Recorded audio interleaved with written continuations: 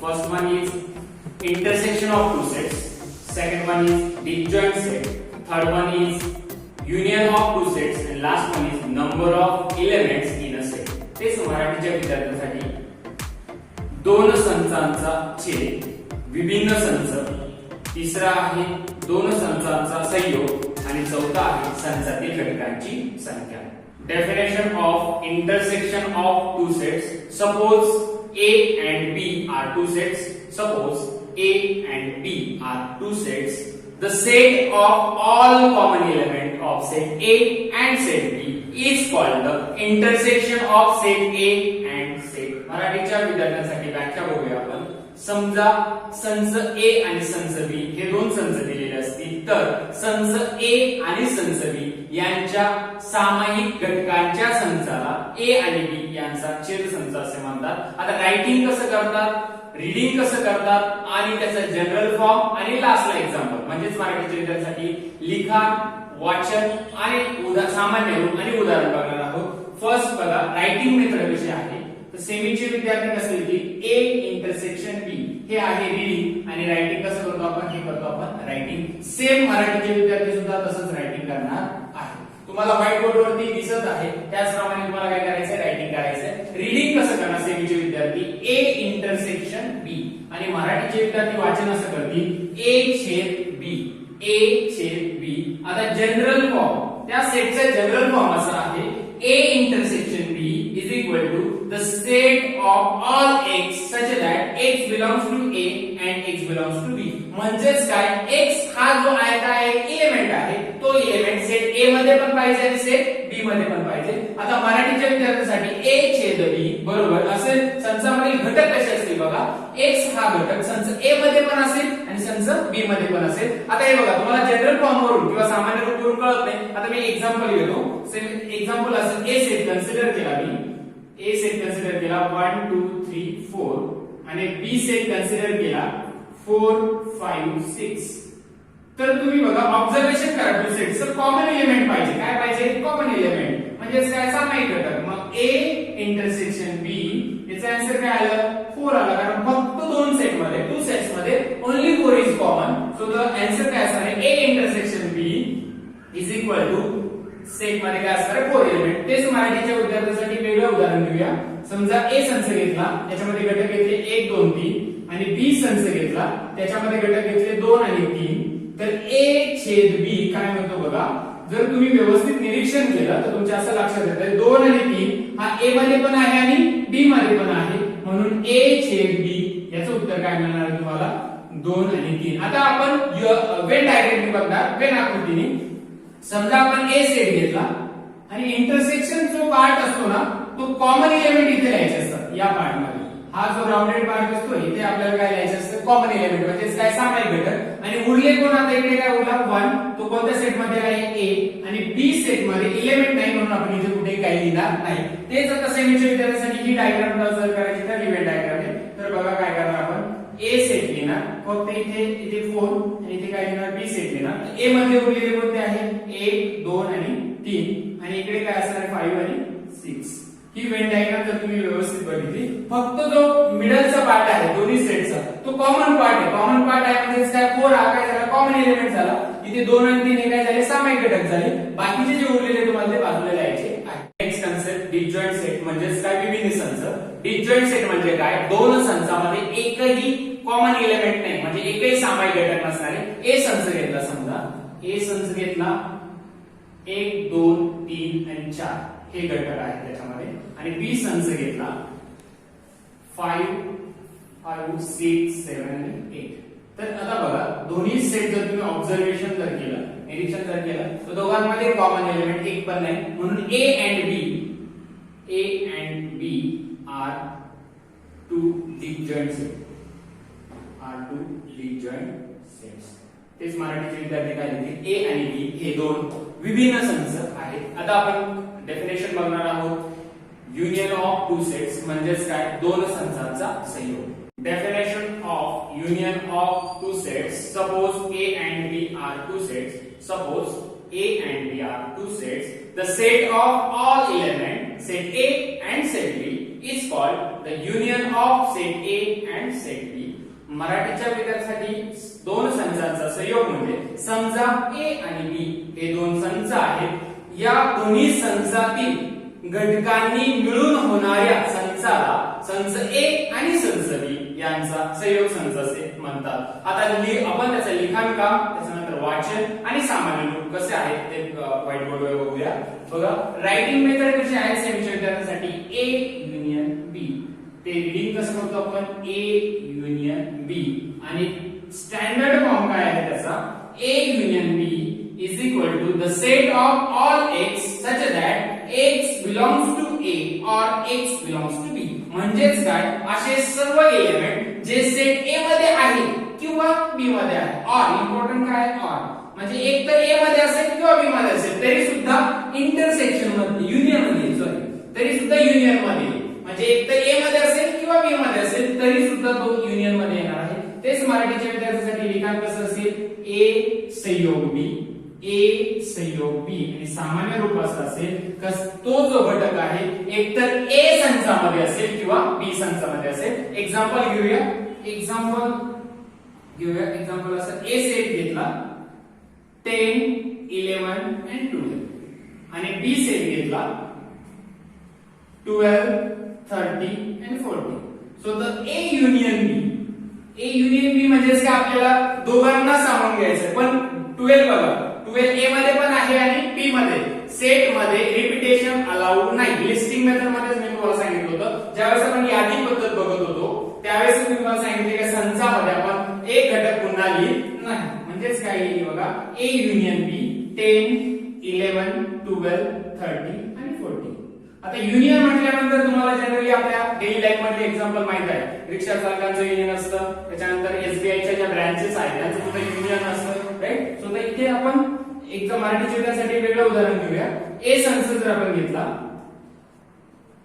5 आणि 6 हे दोन घटक घेतले आणि बी संचामध्ये आपण घेतला 7 आणि 8. तर आता बघा, ए संयोग बी काय मिळेल, दोघांचा काय करायचं आपल्याला, संयोग करायचा आहे. तर काय मिळेल बघा, तो 5, 6, 7 आणि 8.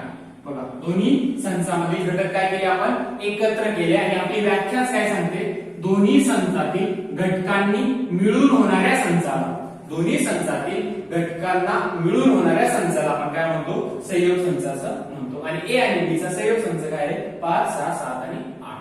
Last concept, number of element in a set. म्हणजेच काय, संचातील घटकांची संख्या. आता मी एक सेट कन्सिडर करतो. सपोज सेट ए कन्सिडर केला मी, त्याच्यामध्ये एलिमेंट आहे 50 and 51. सो तर या सेट मध्ये एलिमेंट किती आहे, 2 एलिमेंट आहे. So the number of element जर आपल्याला डिनोट करायचं असेल तर आपण काय करतो, n ऑफ a ने डिनोट करतो. आणि किती एलिमेंट आहे, 2 element. So the n of a is equal to 2. आता एक अनदर एक्झाम्पल घेतो. बी सेट कन्सिडर केला मी 1, 2, 3 आणि 4. तर इथे एलिमेंट किती आहे, 4 एलिमेंट.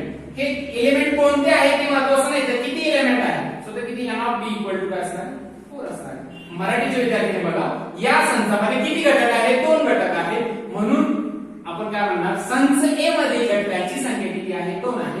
आणि संच बी याच्यामध्ये घटकांची संख्या किती आहे, 4. हा 4 नव्हे, मी सांगतो काय त्याच्यात संख्या किती. ही बघा, ही पहिली आहे, ही दुसरी आहे, तिसरी आहे आणि चौथी आहे. इथे बघा, ही पहिली आहे, ही काय आहे, दुसरी आहे.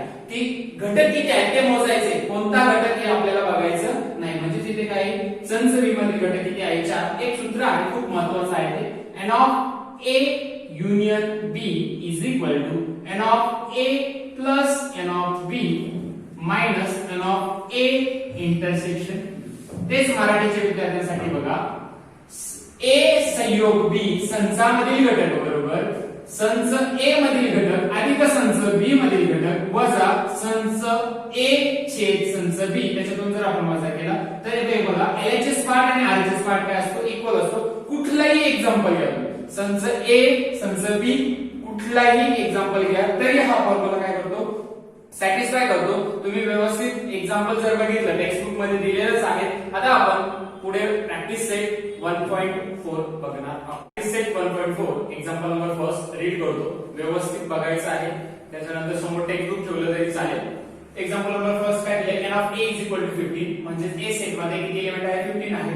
n of a union b 29 element आहे. आणि n of a intersection b म्हणजे नंबर ऑफ एलिमेंट किती आहेत ते दिलेले 7. आणि कॅल्क्युलेट ऑफ बी म्हणजे सेट बी मध्ये किती एलिमेंट आहेत. सो तो फॉर्म्युला आहे, फॉर्म्युला अतिशय इम्पॉर्टंट आहे. फर्स्ट मी गिवन राईट डाउन करतो. N of A is equal to 15, N of A union B is equal to 29, N of A intersection B 7 दिलेला आहे. कॅल्क्युलेट काय करायचं एन ऑफ बी. आता विद्यार्थ्यांनी लक्षात ठेवा गिवन द्यायला विसरायचं नाही. जे प्रॉब्लेम आहे ती द्यायचे ते राईट डाउन करा. आता फॉर्म्युला मराठीचे विद्यार्थी काय देतील, सूत्र काय सूत्र आहे त्याचा वापर करणार आहोत. मागच्या व्हिडिओमध्ये तुम्ही बघितलं असेल N of A union B is equal to N of A plus N of B minus N of A intersection B. आता व्हॅल्यू पुट करूया. N of A union B किती आहे 29, व्हॅल्यू पुट केली. एन ऑफ ए किती आहे बघा 15, so 15 plus N of B आपल्याला माहित नाही, so N of B as it is write down केला minus N of A intersection B. N of A intersection B किती आहे 7, सो तर काय मिळेल बघा 29 is equal to 15 minus 7 plus N of B. फक्त मी काय केलं हा मायनस 7 इथेच बाजूला फक्त काय केलं टर्म चेंज इंटरचेंज केलं आदला बदल केली. सो तर 29 15 मायनस 7 किती असणार आहे 8, सो तर प्लस एन ऑफ बी. आता 8 इकडे प्लस इकडे जाताना काय होईल मायनस, सो तर 29 minus 8 is equal to n of b. Therefore n of b is equal to 21. आपला आन्सर किती आहे 21. n of b is equal to 20. Example number second, सेमीच्या विद्यार्थ्यांसाठी रीड करतो. In a hostel there are 125 students, out of which 80 drink tea, 60 drink coffee and 20 drink tea and coffee both. Find the number of students who do not drink tea or coffee. मराठीच्या विद्यार्थ्यांसाठी मी प्रश्न वाचतो. एका वसतिगृहात 125 विद्यार्थी आहेत. त्यापैकी 80 विद्यार्थी चहा घेतात, 60 विद्यार्थी कॉफी घेतात आणि 20 विद्यार्थी चहा व कॉफी या दोन्ही प्रकारचे पेय घेतात. तर एकही पेय न घेणाऱ्या विद्यार्थ्यांची संख्या काढा. म्हणजे आपल्याला काय करायचं बघा विद्यार्थी मित्रांनो, याच्यामध्ये एकही पेय न घेणाऱ्या विद्यार्थ्यांची संख्या काढायची आहे. चहा पिणारे विद्यार्थी किती आहेत 80 आहेत. त्याच्यानंतर कॉफी पिणारे विद्यार्थी किती आहेत 60 आहेत आणि 20 जे विद्यार्थी आहेत ते चहा पण घेतात आणि कॉफी पण घेतात. मग आता राईट डाउन करूया आपण. फर्स्ट सेमिस्टर मराठीच्या विद्यार्थ्यांसाठी एक्सप्लेनेशन बघत आहे. यू जो आहे आपण यू म्हणजे काय युनिव्हर्सल सेट म्हणजे विश्वसंच. यू हा कशासाठी दाखवतो आपण विश्वसंचासाठी दाखवतो. तर आता एकूण वसतिगृहात विद्यार्थी किती 125 म्हणून n of U equal to किती असेल 125 125 असणार आहे. ए संच आपण समजा ए हा संच घेतला चहा पिणाऱ्या विद्यार्थ्यांचा संच. चहा पिणारे विद्यार्थी किती आहेत 80 आहेत म्हणून n of A is equal to 80. आणि नेक्स्ट बी संच घेतला कॉफी पिणाऱ्या विद्यार्थ्यांचा संच. तर n of B is equal to किती असणार आहे 60 म्हणजे 60 विद्यार्थी जे आहेत ते काय घेतात कॉफी घेतात. आता दोन्ही चहा आणि कॉफी घेणारे विद्यार्थी किती, चहा आणि कॉफी घेणारे विद्यार्थी किती आहेत 20 आहेत. आपल्याला काय करायचं आहे चहा घेणारे कॉफी घेणारे आणि चहा व कॉफी घेणारे हे सर्व एकत्र किती आहेत ते बघायचे आहे. ते कसं मिळणार बघा N of A union B म्हणजेच काय N of A plus N of B minus N of A intersection B म्हणजे 80 अधिक 60 वजा 20 किती मिळाले 120. म्हणजे आता 120 विद्यार्थी जे आहेत वसतिगृहातील ते चहा पण घेतात कॉफी पण घेतात आणि चहा व कॉफी पण घेतात. तिन्ही पण आले. तिन्ही आता उरले किती झाले ते सर्व 120. आता एकूण विद्यार्थी किती होते 125 म्हणजे विश्वसंचामध्ये विद्यार्थी किती होते 125. 125 मधून जर आपण हे 120 वजा केले तर उरले किती 5 म्हणजे 5 विद्यार्थी असे आहेत जे चहा पण घेत नाही आणि कॉफी पण घेत नाही. कळालं का व्यवस्थित समजून घ्या. आता सेमीच्या विद्यार्थ्यांसाठी मी आधी प्रॉब्लेम एक्सप्लेन करतो. Let you be the universal set of all student in a hostel म्हणजे युनिव्हर्सल सेट कन्सिडर केलाय तो हॉस्टेलच्या स्टुडंटचा. त्यानंतर number of student who drink tea म्हणजे जे चहा पितात त्यांच्यासाठी आपण सेट ए कन्सिडर केला आणि जे कॉफी ड्रिंक करतात त्यांच्यासाठी आपण कन्सिडर सेट बी केला. सो एन ऑफ बी 16 आहे एन ऑफ ए किती आहे 80. तर आता आपल्याला काय कॅल्क्युलेट करायचं आहे. फर्स्टली आपल्याला कॅल्क्युलेट टोटल स्टुडंट जे आहेत जे कॉफी त्याच्यानंतर टी आणि टी और कॉफी हे सर्वांचं युनियन म्हणजे काय सर्वांचं किती टोटल किती आहे. सो तर ते किती मिळतात बघा 120 आणि टोटल जे हॉस्टेल्स मध्ये स्टुडंट आहेत ते किती 125. सो तो 125 मायनस 120 जर आपण हे सर्व पेय घेणारे मधून वसतिगृहातील जर 125 मधून 120 वजा केले तर उरले किती 5 म्हणजे 125 मायनस 120. सो तो 5 स्टुडंट जे आहेत असे आहेत की जे डू नॉट ड्रिंक टी और कॉफी जे चहाही घेत नाही आणि कॉफी घेत